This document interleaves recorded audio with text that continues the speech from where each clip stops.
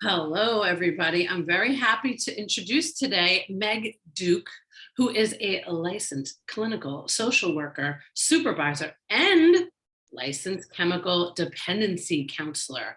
And she's like killing it on Instagram. So welcome to the show. Thank you so much. I am so happy to be here. I am so happy to talk to you.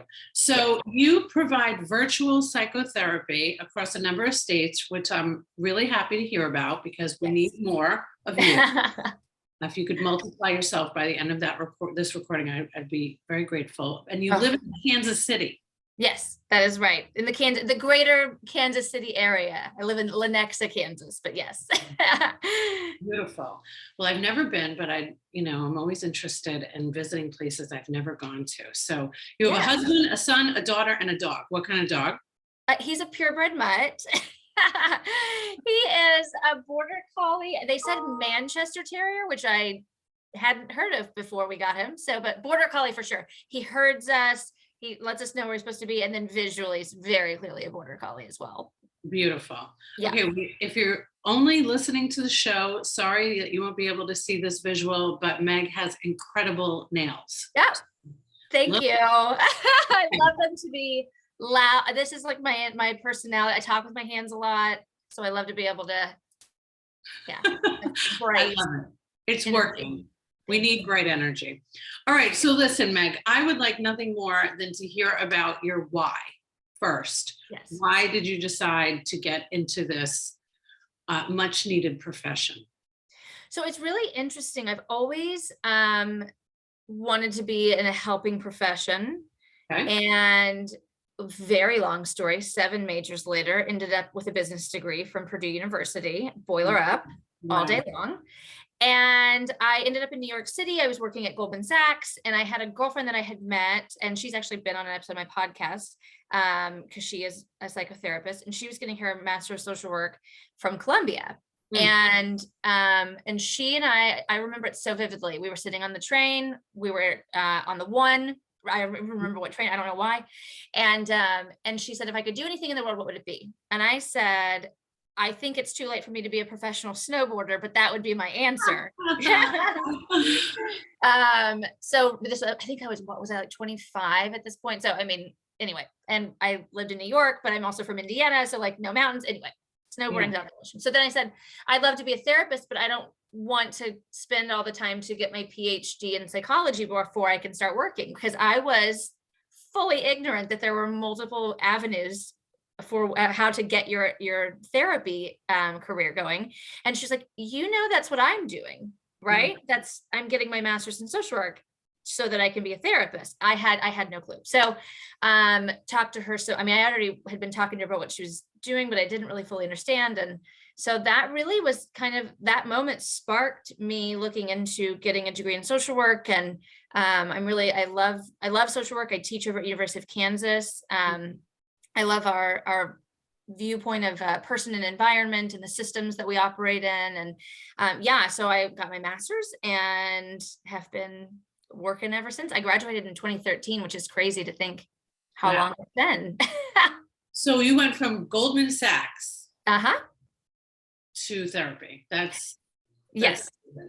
And it was interesting. I'll give you, I am obviously very chatty. I'll give you a quick little story about that, because I actually started at Fordham University in New York to get my master's. And then I realized I couldn't afford a private education and to live in New York. So I ended up in Indianapolis finishing up. But it was really interesting because it was when Occupy Wall Street was going on, was when I was at Fordham. And they're like, we're all going down after class and da-da-da. And I'm like, oh, this is a really interesting intersection of my life right now. It was a real, That's amazing. Well, I'm from New York originally. And I'm here in Tampa Bay. And once you said Fordham, I mean, I immediately think of finance and all of my friends that have gone to Fordham, and Goldman Sachs being this really tough, right? Just like a tough industry, very male dominant, unfortunately. Or fortunately, I don't know. I'm going to say unfortunately as a woman.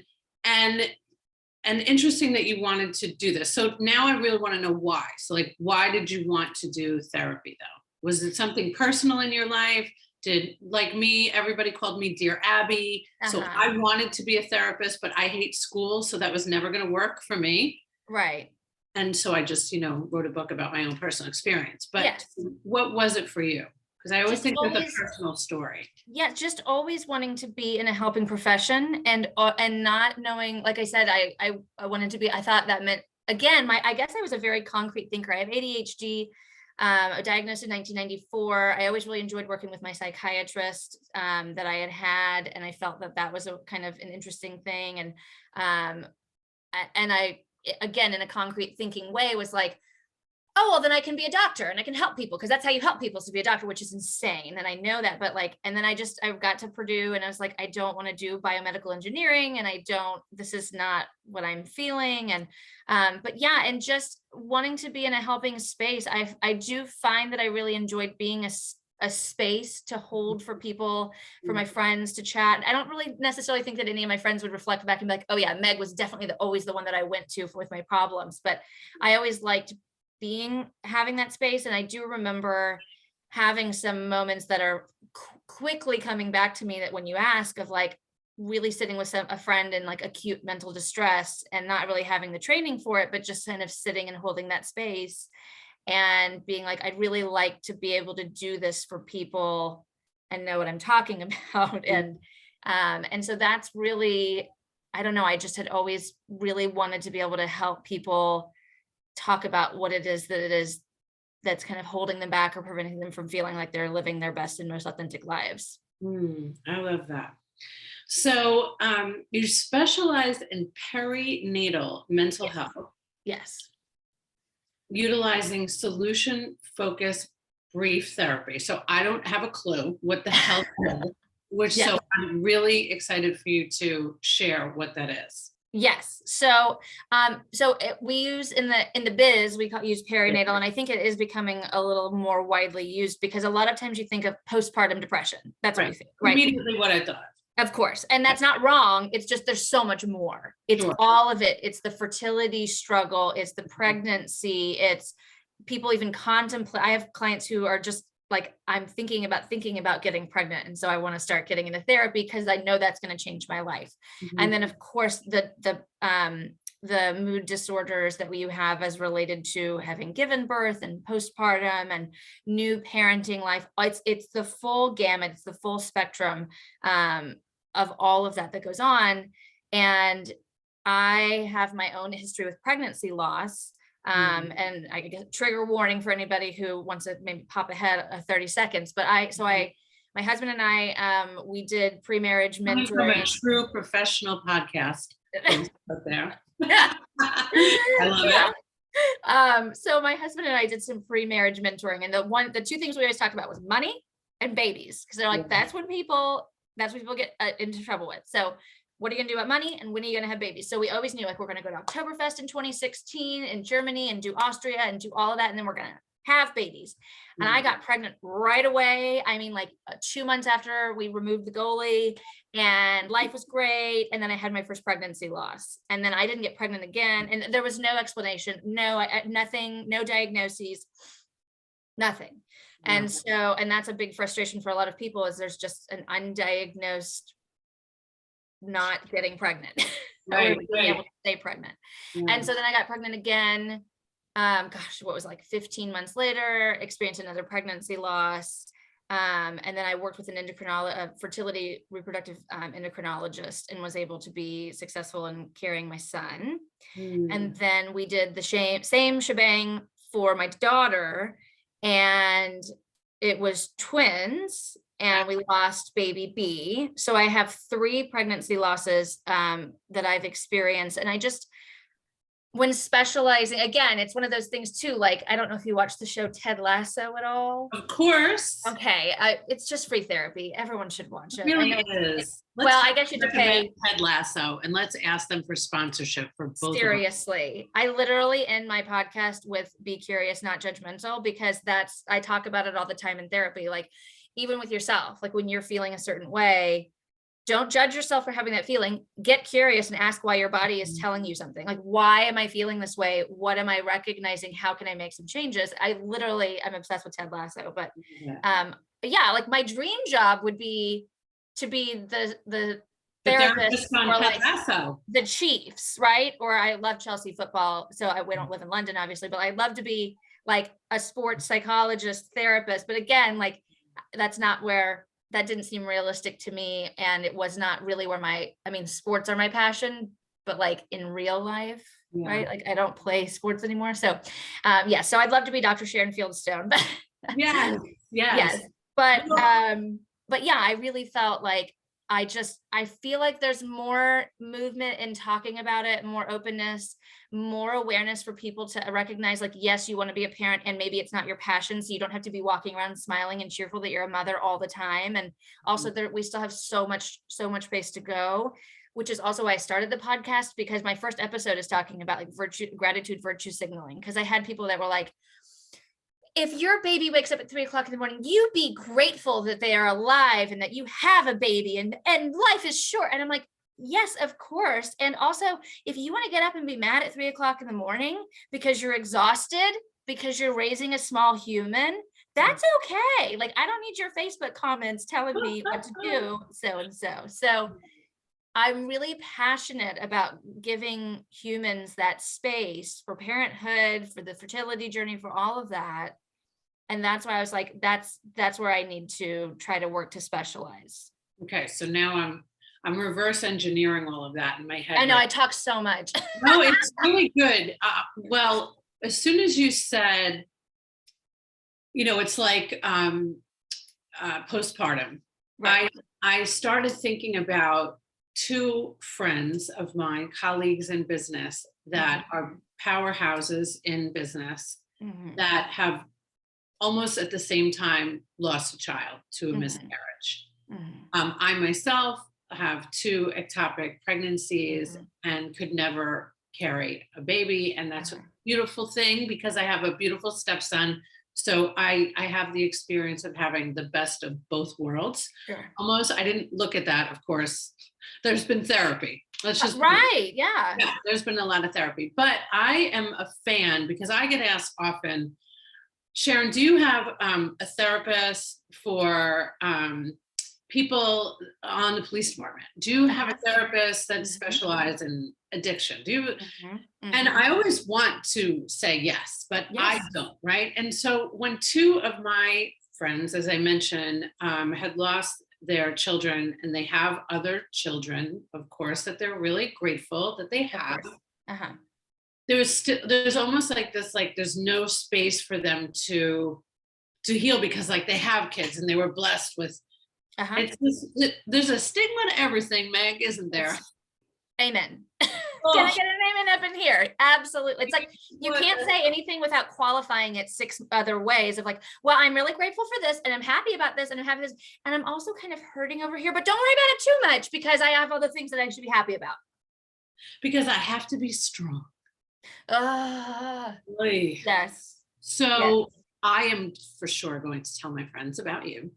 And there are so many people, so many women that lose children or that just can't get pregnant. And some aren't trying anymore, but they need somewhere to go. And that's not always going to be to the man that specializes in divorce.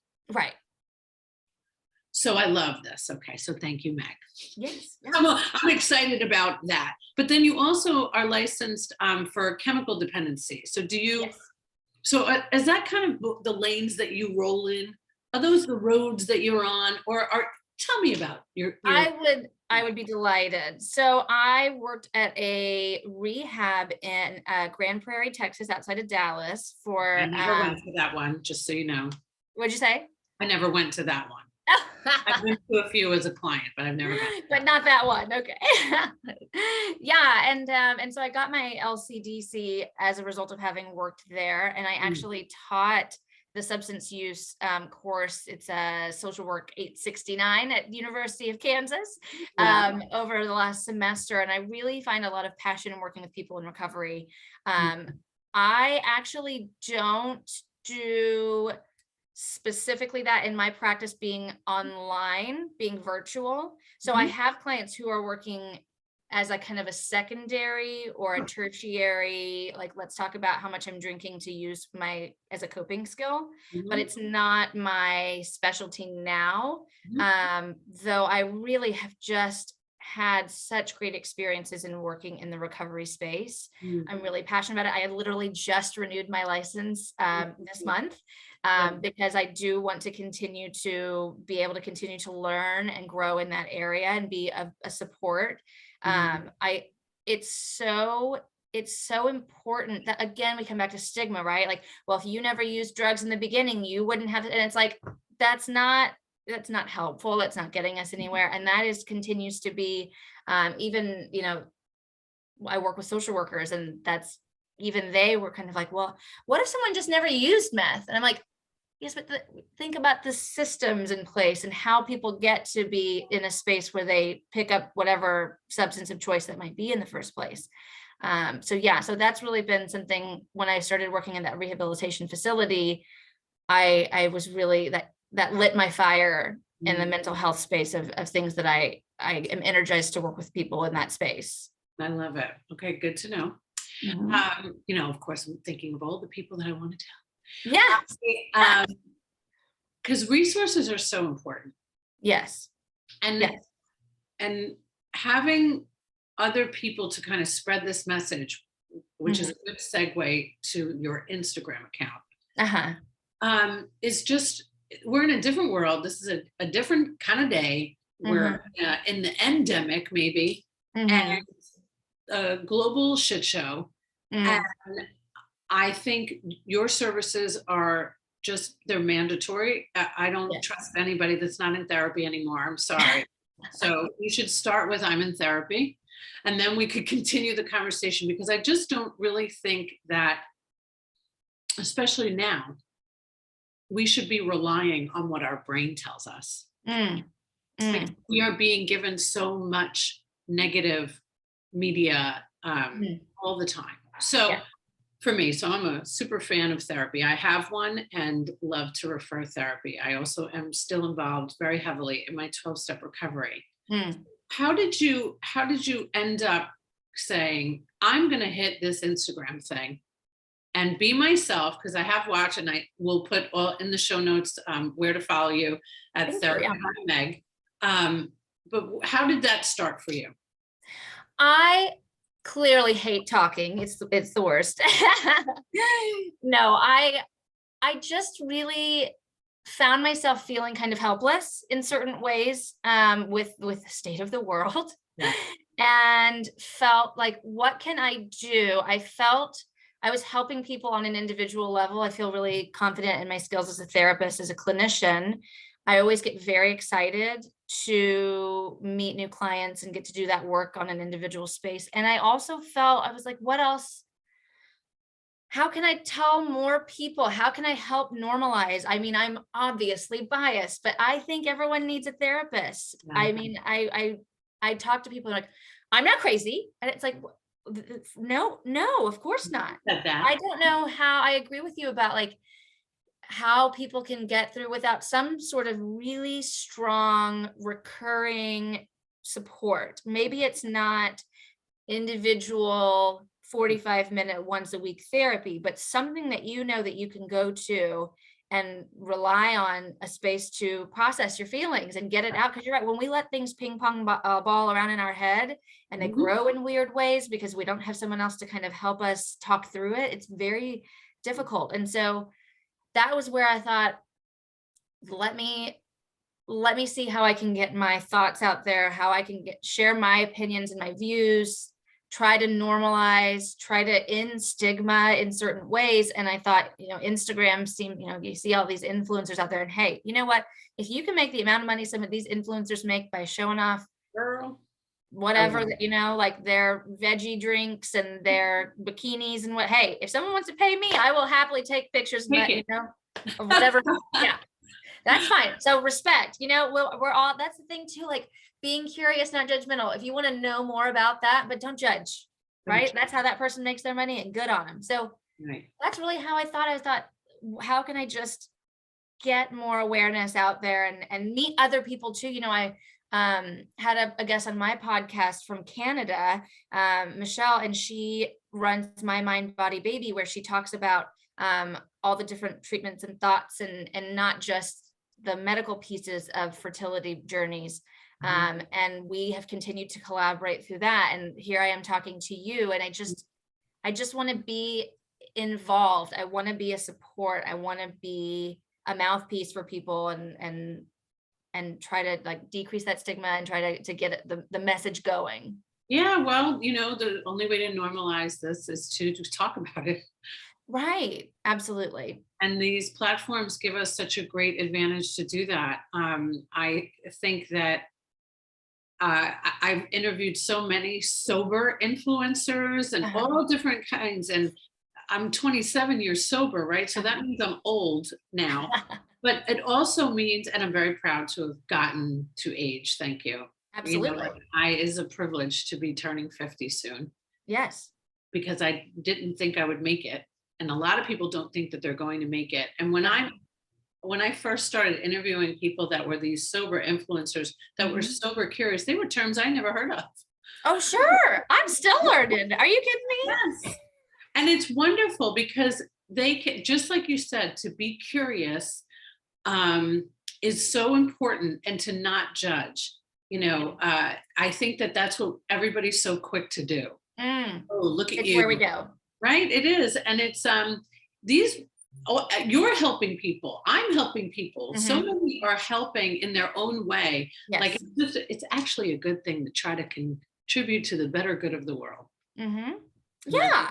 I mean, I will say, if I can give a quick caveat about like Photoshop and unhealthy body expectations, because I did mention bikinis. So I feel the need, like, if you're taking honest to goodness pictures and not Photoshopping yourself to death, then yes. But but like I listened to one about the sobriety influencer, and it was just the title of the episode, and I thought, a sober influencer. I didn't, you know what I'm saying? Like the two words. And so even there, I learned that in kind of preparing for our conversation today. And yeah, there's always, I like to consider myself a lifelong learner. I can never sit here and espouse myself to be, look, I know everything. I know everything about everything. That would be crazy. But I can say, I can normalize being curious and trying to learn and wanting to better myself and wanting to help other people get to a space where they feel empowered to do so as well. I love it. So it's good to know, everybody that are my Tampa Bay audience, that Meg is indeed licensed in the state of Florida for teletherapy, telehealth. So that is good to know, everybody. So don't hit me up. Just go right to Meg. They're in the show notes. And I think that there is a great need for women that are going through, I mean, think about the laws right now of what women in general are going through with, no abortions, and we're back in 1920. So women need to talk about this. Women need a safe space to share and to feel safe, not be judged, and to fall apart. Yes. Right. Absolutely. Sometimes that's the best thing to do, is just really lean into it. I've talked about that with clients before. I'm like, set yourself a timer, just sob for, depending on the client, 5, 10, 20 minutes. And then when that timer goes off, then you can get up and go on to what's next. But you got to allow yourself that space sometimes. When we, the issues are in the tissues, right? When we hold it all in, it just, that trauma stays in your body. So when you can allow yourself to express that, and not necessarily sobbing and crying, but whatever it is that you can do to get yourself to a space where you can express that. And that's another thing, right? If you're not tracking your moods or being intentional about how you're feeling, how will you know the thing that's going to help you to feel better? Because you're not trying, you're just stuffing it all down and moving forward with your day. Yeah. So interesting that you say, trauma is in the body, and we do hold it. I had mentioned to you before, alternative psychiatry, they're a wonderful psychologist that works there, and he works with a massage therapist. Like they kind of go through everybody. It's like, here's the psychiatrist, here's the psychologist, here's some massage therapy, maybe some therapy, because it really, it has to get out. You don't want it to go somewhere that's not good. That's right. And That's so, exactly right. right. And so many people hold it in and it affects us in ways that we can't even imagine. I want to share one thing with you that Yeah, is pretty vulnerable. I like doing something vulnerable in a show. So what the hell? Why I not? love it. So when I recorded my book on Audible, I did it in 2020, Mhm. which was the shit show of all shit The shows. best year of all time. What are you talking about? And I thought, well, at least I'll be able to put some of this pandemic like into my book, and because I had written it in 2019. Uh-huh. And usually there are moments throughout my own trauma that I cry, like I know I'm going to say this, I'm going to cry, I'm going to say this. Well, none of that happened when I read the book, except when I got to the end and I mentioned my stepson, Uh-huh.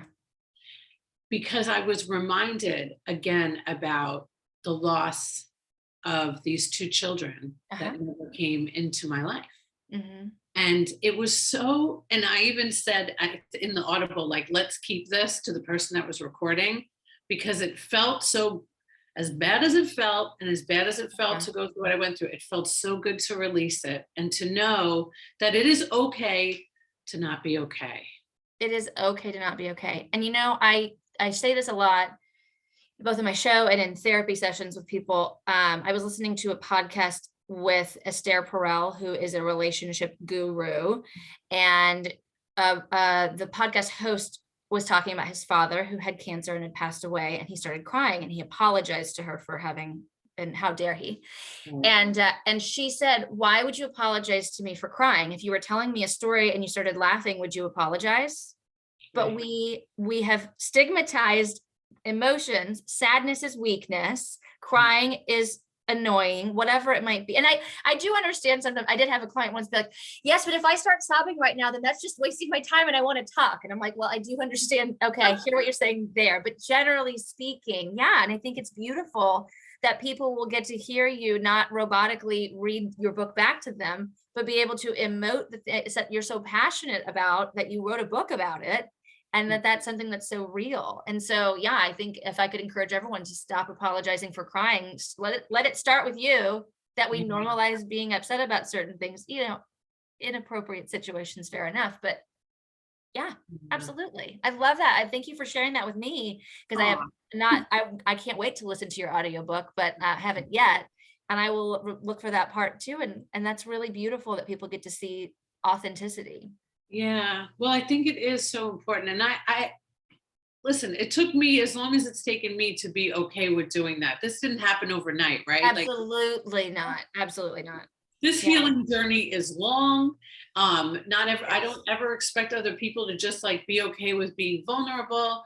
But I'll Mhm. tell you what, it is empowering, Mhm. and Mhm. it is Mhm. necessary Mhm. for us to show the younger generation that it is okay. Absolutely. And I want to say it's not an overnight thing. I say this all the time too. I wish I could give you a checklist to go and try for a week, and then magically you come back the next week and most of your problems are mostly abated. Like, that would be so great if that's how therapy works. Like, yeah, go do these things and come back and it'll be great. But yeah, and like a vulnerability hangover is a real thing, right? Like, I'm going to leave here and try to not be, oh my gosh, I should have said this and I didn't say that and I talked too much and I used my hands and all that. Of course, because I'm being vulnerable right now talking to you Mhm. and your audience. Mhm. And also, it's great because it's freeing. What is the world? Why do we have to follow all of these rules and all of these archaic things? It's like, you live once and you enjoy yourself and you have fun and you learn and you cry and all of that together. Yeah, and I think us as adults need to really be able to change that story. Like, we Mhm, can mhm. change that story, because we all heard, well, in my generation, that, especially if you're a boss or if you're a therapist, if you're a professional, you Right. certainly can't show that you're human. That, How dare. right? So we're changing things up right here and Hmm. right now, Meg. So I'm really, Yes. really proud. So before we go today, is there anything that you would like to share with my audience who might be on the broken road to mental health? Yes, I mean, I just really appreciate everyone who's tuning in and listening. I want to encourage you again to really take up space. You're allowed, you're here for a reason. I believe whether the God of your understanding or the universe or whatever it might be, there's a reason why we're all in the spaces that we're in. There's a reason I'm talking to you right now, and encourage everybody to feel empowered to take up space. I know some of us sit in higher places of privilege than others, and it's easier for some of us to say that in certain ways. And also understanding that your mental health and your wellness is important. It's not selfish in a bad way, it's selfish in a good way. And again, I go back to, I'm always going to bring it back to Ted Lasso, which is be curious, not judgmental. So when you recognize yourself wanting to cry or feeling a certain kind of way, recognize your body is trying to tell you something and get curious with that and sit with it versus just trying to be mad at yourself for having some sort of an emotion. Absolutely. I love it. Well, Meg, it's been such a delight to have you here. And if you haven't watched Ted Lasso, go get on it. Okay. I know. Please. What are you waiting for? I know. Well, I know there's an Apple, I don't know what the Apple subscription monthly is. So it's not totally free therapy, but it is, it's just so, they talk a lot about Brene Brown, and they talk about Esther Perel, and it's a very intentional and mindful writer's room that goes on. We talk about how mad I am about Brene Brown being off for the whole summer. Do you know that? Okay, I am so happy for her. I'm so happy for her. And me too. So devastated. I'm so mad. You know, I re-listened to one of her episodes this morning. I took a walk because for my own mental health, I got up this morning, felt great. I exercise, I meditate, and I sat on the couch and I looked at my phone. That was a mistake. Yep. I don't know what it was or what it triggered, but it enabled me to not want to do anything else. Okay. So then I forced myself. I'm like, go for a walk. And I went for this beautiful walk and I saw bunny rabbits and squirrels. And then, and I listened to an old episode of Brene because I need that. I need her in my life. I love her. I love her special on HBO Max. I didn't watch it. Tell me to watch it, Meg. Tell me right now. Oh, like, so I have Atlas of the Heart. I'm pointing to it as though anybody can see my bookshelf sitting right here. It's sitting, I'm looking at it right now. It's beautiful. The 83 emotions. She goes through in such an interesting way, and the crowd participation. There are sometimes when the crowd says stuff and she literally will be like, I swear I didn't tell them to say that. Like, it's such a beautiful space where the pieces are just kind of flowing and fitting together. And I think Brene is, and she's a social worker, and I used to live in Houston. I actually went to the University of Houston to get my supervisor training done. So, go Cougs. But I'm like, oh man, what it would have been like. Could you imagine? She used to teach there. Like, she's a researching professor there now, but like to have her as a teacher, amazing. And I love to tell people too, I'm a self-help junkie. Like, I have a lot of addictions, and Brene Brown is now one of them. I resisted her for so long. Tell me more. I don't know why. So I started watching Oprah from the get. Like, I came home from school, I watched General Hospital with my mom, and then Oprah was on right after. When she was done, 25 years, I went to Chicago. I took pictures in front of it. I went to see her and Lady Gaga in January of 2020, pre-shit show. And everybody's talking about Brene. And I'm like, you know what?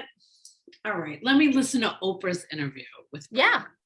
And that's a safe space, because that cures your anxiety a lot, because you are coming from a safe space of Oprah, who is your good friend.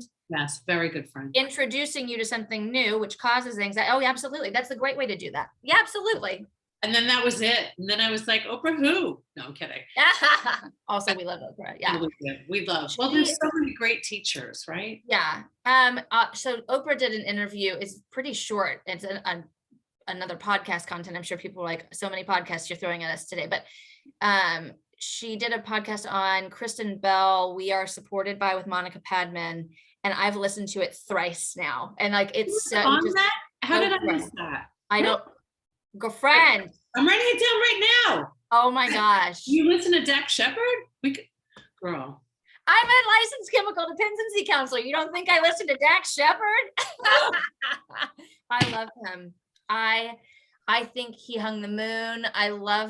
He is a genuinely curious human. He has an opinion, but he'll say like, well, I think this, why is that wrong? Or like, why don't you like that? Or no, I don't think this and I'm going to keep doing that, but you tell me why his ability to be humble and curious in spaces where he wants to learn more, but does not. It's beautiful. Oh, the love I have for that man. So did you listen to his Father's Day special? Oh, no, I haven't yet. Don't. Is your Okay. father alive? Yes, luckily, yes. So is mine. So, Yes. all right. The way he talks, yeah. I like to, there are a lot of people that I feel like are above this earth, and he's one of them. When he did the show about relapsing, I died. Oh my gosh, what was it called? 7 Days, I think was what it was called. Oh I don't my even gosh. know, but I died. I was beautiful. Oh my gosh.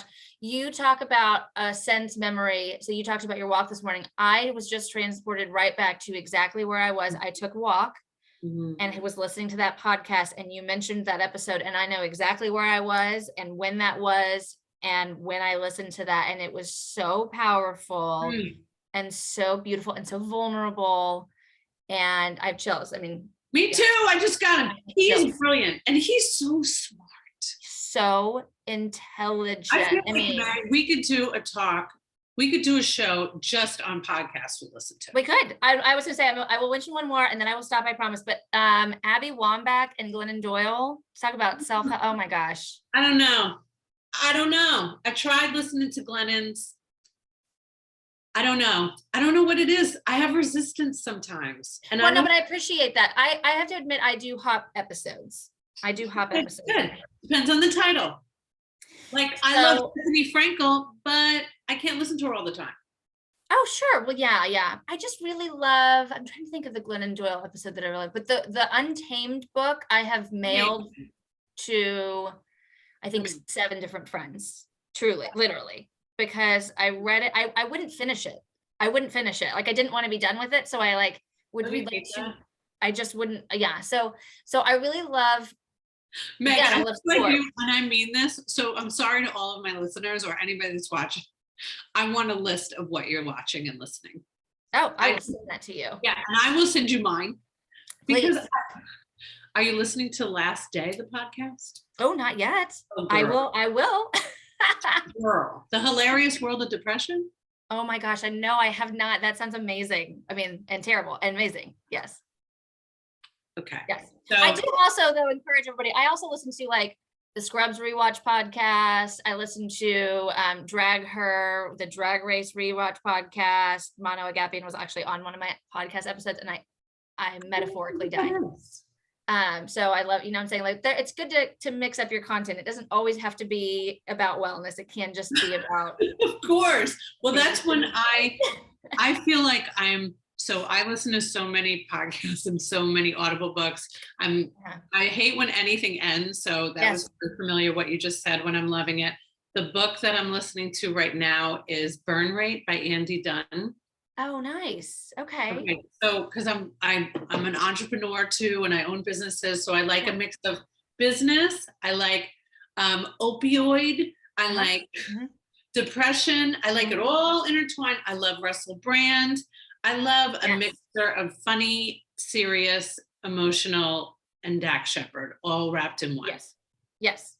We will share. Good, because I need people that I respect your opinion now, Meg. Oh, thank you. That means a lot to me.